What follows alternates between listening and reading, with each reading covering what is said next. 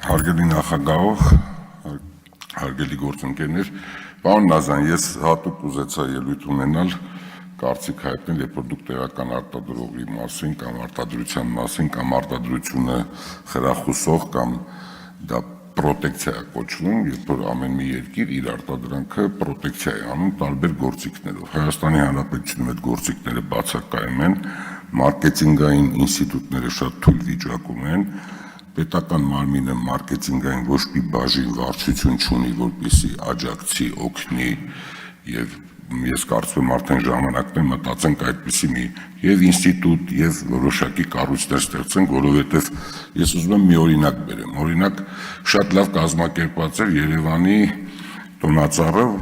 24 թվականի դեկտեմբերին, ավելի շուտ էին կազմակերպել, ինքը տարածվեց, բայց 6-700 միլիոն դրամ գումար էր ծախսվել, բայց ոչ մի կոպեկ չէր ծախսվել դրա մարքեթինգի վրա, որպեսզի թիրախային կարողանայինք ներկայացնել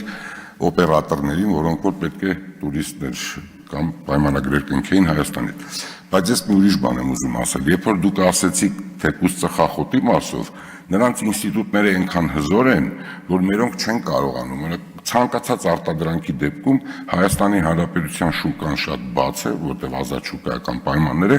բայց այն գործիքները, որոնք որ դրսից օգտագործվում են այստեղ եւ այդ պայմանավորությունները ձեռք են բերում իրացնող կառույցների հետ, Հայաստանի Հանրապետության արտադրողների 1-2% հնարավորությունը եւ միջոցների առումով եւ ինստիտուցիոնալ առումով չունի։ Շնորհակալ